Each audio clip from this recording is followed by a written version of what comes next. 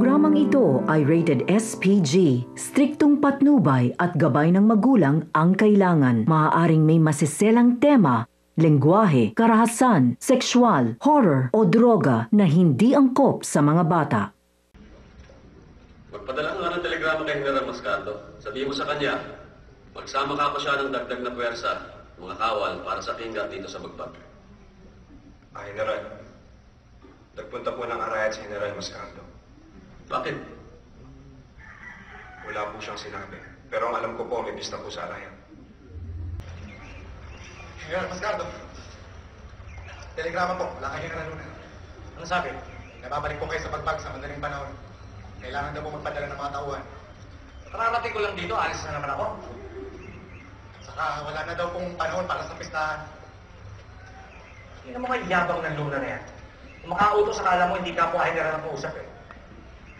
Sabihin mo sa kanya, hindi lang pistang dinayo ko dito. Kailangan ko rin magsiyasat ng mga sundalo dito sa Araya. Babalik akong Bagbag kapag tapos ng trabaho ko dito. Pakitanong mo nga kay Mascardo kung nakakaintindi siya ng Tagalog. Baka naman daw po mas nakakaintindi kayo ng Espanyol kasi malinaw naman daw po na... Nakakaintindi ako ng Tagalog. Babalik akong Bagbag pagkatapos ka dito. Sabihin mo sa kanya, wala siyang kapangyarihan sa akin dahil ako ang komandante ng Pampanga. Binigyan nga siyang otoridad ni Presidente Aguinaldo sa sundalo pero sa Opisyal na katulad niya, wala pang karapatang magbigay utos. Ganun ba? Rosca!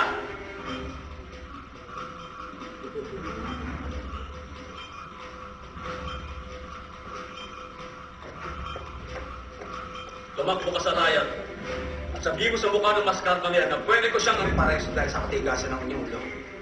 hinahamon ba niya ako? General, ang mahalaga ko dito ay makabalik ko kayo ng Bagbag. Upang kayo magpapadala ng mga tauhan bago mamatake ang mga Amerikano.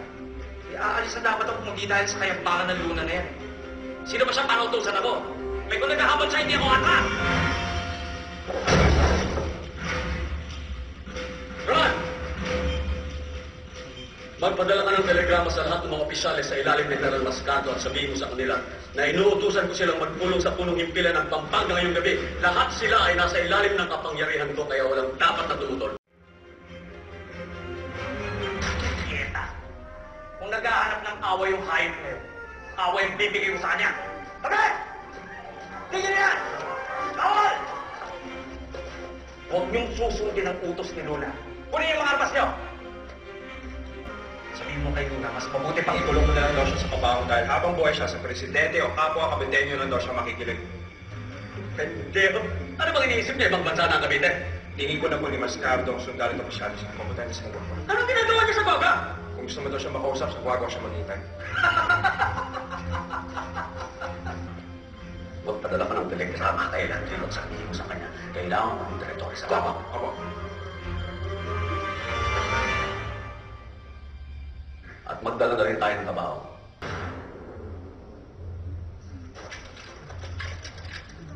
Sige! Marilin ninyo ako! Ito na ako! Marilin ninyo ako! Bilis! General Tomas Mascardo! Nandito ako para arestuhin ka sa ngalan ng hukbong sandatahan ng Republika ng Pilipinas. Magpakita ka!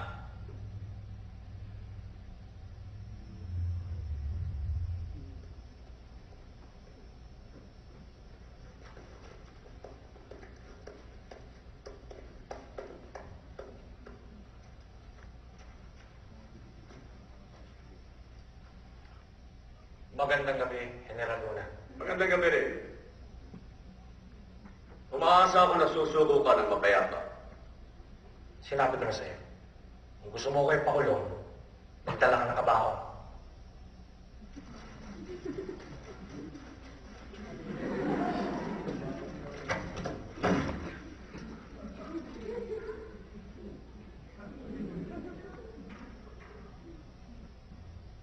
Baliw ka talaga, Luna. Sinusunod ko lang ang gusto mo. Papaligiran ka ng mga tauhan ko. Ilan ba kayo? 15? 20? Tomas, ikaw lang ang kailangan namin barilin. At eto ka na sa harap ko. Dahan-dahan.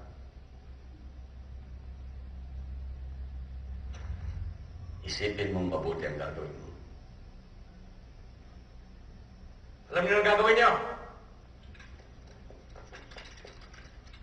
Kayang-kaya natin ubusin.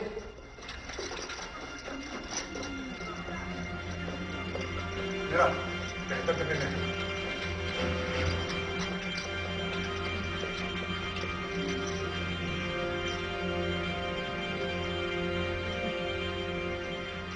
Ano na?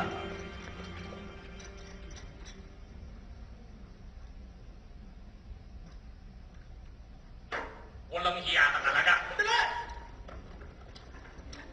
Dali!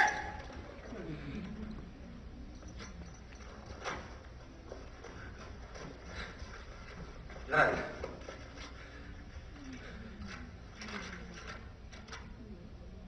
General Tomas Mascardo, sa utos ni Presidente Emilio Aguinaldo,